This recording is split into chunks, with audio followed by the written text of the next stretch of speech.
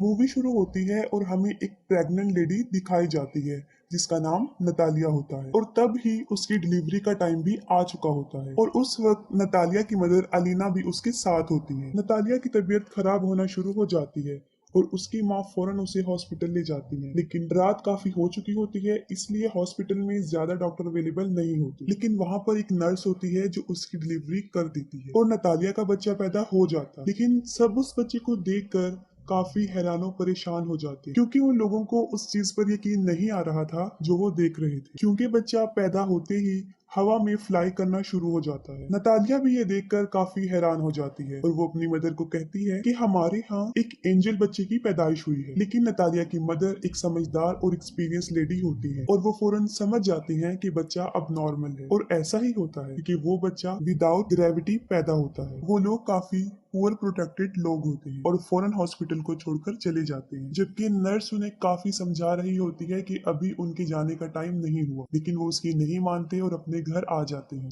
जब वो लोग घर आ जाते हैं तब नतालिया की मदर उसे एक अजीब सा क्वेश्चन पूछती है। वो पूछती है कि तुम याद करो कि इस बच्चे का बाप कौन है, लेकिन नतालिया को याद नहीं आ रहा होता कि उस बच्चे का बाप कौन है। फिर उसकी मदर उसे बताती है कि ये कोई नॉर्मल बच्चा नहीं है और इस बात को हमें राज रखना, और अगर इस बात का किसी को पता चल गया तो हमें कई मुसीबतों का सामना करना पड़ सकता। फिर वो बच्चे का नाम सिलेक्ट करते हैं, तब उसका नाम ऑस्कर रखा जाता है और ऑस्कर सच में नॉर्मल बच्चा नहीं था क्योंकि उसे संभालना काफी मुश्किल था। जब वो लोग उसे अकेला छोड़ते थे तो वो छत से ही चिपक जाता था और देर तक वहीं चिपका रहता था। ये देखकर उसकी नानी उसके लिए काफी बेड्स बनाती हैं ताकि वो बच्चा जमीन पर ही रहे, और छत को भी वो काफी सॉफ्ट और लाइट वेट बना देते हैं ताकि बच्चे को चोट न लगे, क्योंकि उन लोगों को इस बात का भी डर था कि अगर उन्होंने इसे बाहर अकेला छोड़ दिया तो वो हवा में उड़ जाएगा और स्पेस में कहीं चला जाएगा। तभी वो लोग ऑस्कर के लिए काफी कॉन्शियस होते हैं और उसकी नानी और उसकी माँ उसका काफी ख्याल रखते हैं। फिर वक्त के साथ साथ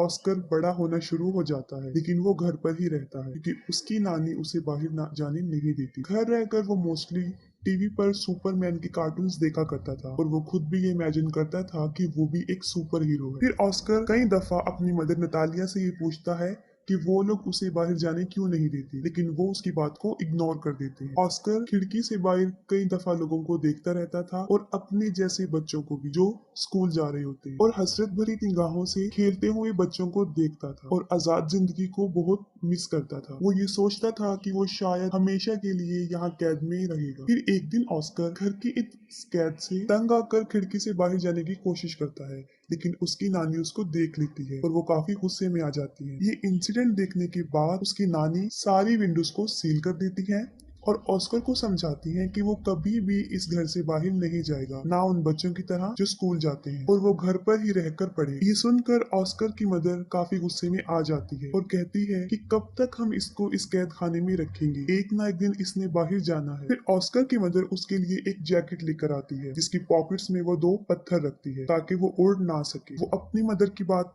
नहीं सुनती और ऑस्कर को बाहर ले जाती है और साथ में वो ऑस्कर को ये भी बताती है कि वो सुपरमैन की तरह अपना राज किसी को नहीं बताएगा, वरना वो भी कभी सुपरमैन नहीं बन सके। फिर एक दिन ऑस्कर अपनी मदर के साथ कुछ सामान परचेज करने चला जाता है और वहां पर एक बच्ची से टकरा जाता है। उस बच्ची का नाम अगाथा होता है। अगाथा का सारा सामान उसके हाथ से नीचे गिर जाता है और वो ऑस्कर पर काफी चिल्लाती है और ऑस्कर को दो पानी की बोतल्स दे देती है कि अब तुम्हारी पनिशमेंट ये है कि तुम इसे मेरे साथ मेरे घर लेकर जाओगे, लेकिन ऑस्कर इसके लिए इनकार कर देता है, लेकिन अगाथा उसे बहुत इंसिस्ट करती है। तब ऑस्कर इसके लिए राजी हो जाता है और अपनी मदर को बगैर बताए वो उस बच्ची के साथ चला जाता है। अब ऑस्कर के हाथ में दो भारी बॉटल्स होती हैं और उसके पॉकेट्स में पत्थर भी होते हैं, जिसकी वजह से वो काफी हैवी महसूस कर रहा होता है। वो अपनी पॉकेट से दोनों पत्थरों को निकाल कर फेंक देता है। अब एगता के साथ उसकी फ्रेंडशिप हो जाती है। फिर एगता अपने घर पहुंच जाती है और वो ऑस्कर से पानी की बोतल्स मांगती है, लेकिन ऑस्कर पानी की बोतल्स देने से इनकार कर देता है क्योंकि उसे पता होता है कि अगर उसने ये पानी की बोतल उसे दे दी तो वो हवा में उड़ जाएगा। क्योंकि एगता ना समझ होती है और वो ऑस्कर से बोतल छीन लेती है। जैसे ही वो ऑस्कर से बोतल लेती है वो हवा में उड़ जाता है। वो जगह चारों तरफ से काफी बंद होती है, इसलिए ऑस्कर ज्यादा ऊंचा नहीं उड़ता। एगता ये देखकर काफी हैरान हो जाती है और चिल्लाकर उसे सुपरमैन कहती है। ऑस्कर उससे हेल्प मांगता है। ये सुनकर एगता फौरन अपने रूम में जाती है और अपना एक पिंक कलर का बैग उठाकर लाती है जो पत्थरों से भरा होता है, और उनका आइडिया ये था कि इन पत्थरों को वो अपनी पॉकेट्स में रखेगा जो कि एक एक अच्छा आइडिया था। उनका ये प्लान अच्छा साबित होता है और ऑस्कर नीचे आ जाता है। फिर उनकी गहरी दोस्ती हो जाती है। फिर ऑस्कर एगाथा को कहता है कि तुम प्रॉमिस करो कि इस बात को सीक्रेट रखोगी और किसी को नहीं बताओ। और दूसरी तरफ ऑस्कर के गायब होने की वजह से उसकी मदर और उसकी नानी काफी परेशान होती हैं। वो उसे काफी ढूंढती हैं और वो ये सोच लेती हैं कि वो शायद हवा में उड़ गया है, क्योंकि जो पत्थर उसकी मदर ने उसकी पॉकेट में रखे होते हैं वो उन्हें जमीन पर गिरे हुए मिलते हैं। फिर ऑस्कर उसी बैग के साथ जो एगाथा ने उसे दिया था घर आ जाता है और अपनी मदर को एगाथा के बारे में बताता है। फिर उसकी मदर उससे पूछती है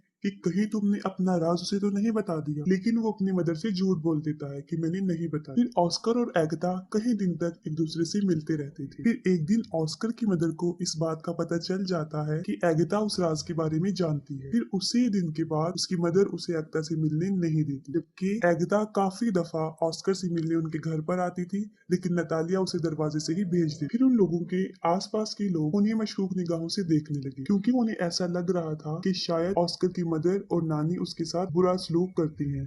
तभी वो उसे घर से ज्यादा बाहर आने नहीं देती और वो स्कूल भी नहीं जाती। फिर इस बारे में वो पुलिस को बता देती। फिर अगले दिन पुलिस उनके घर आ जाती है और उन लोगों को वार्न करती है कि वो ऑस्कर को कल से स्कूल भेजें, और मजबूरन उन लोगों को ऑस्कर को स्कूल भेजना पड़ा। फिर ऑस्कर की मदर उसके साथ स्कूल जाती है और उन्हें इस बात का भी ख्याल आ जाता है कि ऑस्कर एक नॉर्मल लाइफ नहीं जी सकता। फिर वो ऑस्कर को ले आते हैं और उनकी आंखें आंसुओं से भर जाती हैं। उसकी मदर इस सारी बात को समझ जाती है और वो घर छोड़ने का फैसला करते हैं। फिर वो अपने घर को छोड़कर बहुत दूर एक जगह पर रहना शुरू कर देते हैं। काफी साल गुजर चुके होते हैं।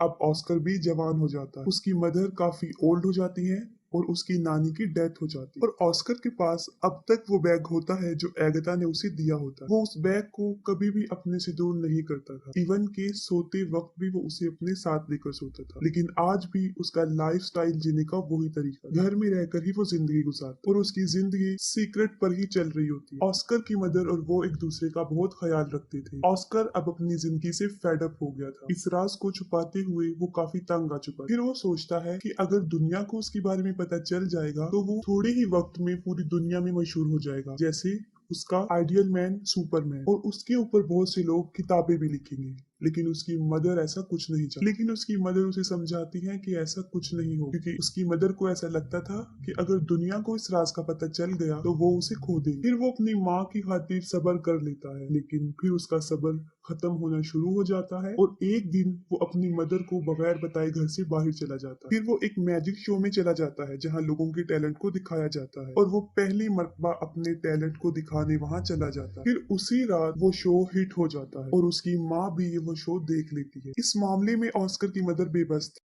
काफी लोग ऑस्कर को टीवी पर देख चुके होते हैं और वो फेमस भी हो चुका होता है। फिर अगले दिन वो एक आदमी जिसका नाम डेविड होता है उससे मिलता है और असल में वो आदमी कंटेंट एजेंट होता है। वो ऑस्कर को कहता है कि मैं तुम्हारी मशहूर होने में मदद कर सकता हूँ, हम बहुत बहुत बड़े शो ऑर्गेनाइज करेंगे जिससे तुम फेमस हो जाओगे। फिर वो ऑस्कर को एक बहुत बड़ा घर दे देता है जहाँ पर वो रह सके और उससे कॉन्ट्रैक्ट पर साइन भी करवाता है, क्योंकि ऑस्कर भी मशहूर होना चाहता था। वो दोनों मिलकर बहुत बहुत बड़े शो में जाकर अपनी परफॉर्मेंस दिखाते हैं और रातों रात ऑस्कर भी एक फेमस पर्सनैलिटी बन जाता है और बाद में ऑस्कर को नाम दिया जाता है द मैन विदाउट ग्रेविटी। वो लोग अपने काम में काफी इंजॉय कर चुके होते हैं और उन्होंने काफी पैसा भी कमा लिया होता है। लेकिन फिर एक दिन ऑस्कर को इस बात का रियलाइज होता है कि जो ड्रीम उसने बचपन में देखा था सुपरमैन बनने का, वो सुपर हीरो नहीं है, बल्कि वो तो एक कठपुतली बन चुका है जिसे लोग अपने इंजॉयमेंट के लिए इस्तेमाल करते हैं। कभी तो लोग उसे फोटोशूट में बुलाते थे और कभी किसी मैजिक शो में। फिर आहिस्ता आहिस्ता उसे ये सब नापसंद होना शुरू हो जाता है। हालांकि उसके ऊपर बहुत सारी बुक्स लिखी जाती हैं, बहुत सारी मैगजीन्स छपते हैं और कुछ ऐसी डॉक्यूमेंट्रीज जिसमें उसकी नानी और उसकी मदर को काफी बुरा प्रेजेंट किया, जिसे ऑस्कर को काफी बुरा लगा। और फिर एक आखिरी शो होता है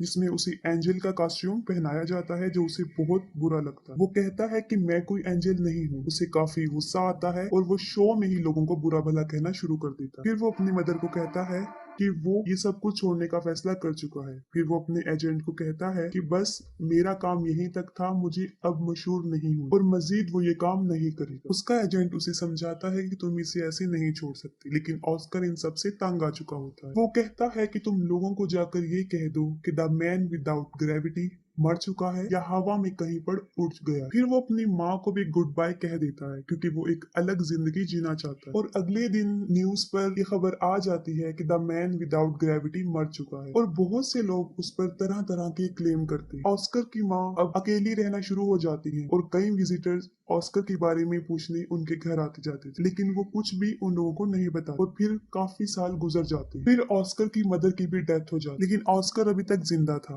वो एक अलग लाइफस्टाइल से अपनी जिंदगी गुजार रहा था। उसने काफी बड़ी दाढ़ी रख ली थी और व्हील चेयर पर रहता था ताकि दुनिया को कभी भी उसके सीक्रेट का पता ना चले। वो अपना नाम भी चेंज कर चुका था और एक होटल में रिसेप्शनिस्ट की जॉब करने लगा। सब लोग उसके साथ काफी अच्छा ट्रीट करते थे और एक दिन उसकी बचपन की फ्रेंड एगिता उससे मिलती। वो ऑस्कर को उस पिंक बैग की वजह से पहचानती है जो आज भी ऑस्कर के साथ था, जो उसे बचपन में उसने दिया था। और उस बैग की वजह से ही वो जमीन पर रहा और उसकी शादी भी नहीं हुई। वो दोनों एक दूसरे से मिलकर काफी खुश हो जाते हैं, लेकिन एगिता अपनी जिंदगी से सेटिस्फाई नहीं थी क्योंकि अब एगिता का करैक्टर अच्छा नहीं रहा। उसका मकसद सिर्फ पैसे कमाना बन गया। वो काफी मरतबा कई मेल्स के साथ उसी होटल में आया करती थी जहाँ पे ऑस्कर था, जिसे देखकर ऑस्कर को बहुत बुरा लगता था। ऑस्कर कई दफा अपने दिल की बात एगिता के सामने एक्सपोज करता है, लेकिन वो काफी बदल चुकी होती है और उसकी बातों को इग्नोर कर देती है। इस बात से साफ जाहिर हो जाता है कि ऑस्कर ने अभी तक उसे अपने दिल से नहीं निकाला। एगिता के बदलने की वजह ये थी क्योंकि उसने काफी दुखों में जिंदगी गुजारी थी और ऑस्कर भी उसे छोड़कर चला गया था। फिर वक्त के साथ साथ वो एक दूसरे को अंडरस्टैंड कर लेते हैं और दोनों शादी कर लेते हैं और फिर उसी घर में रहना शुरू कर देते हैं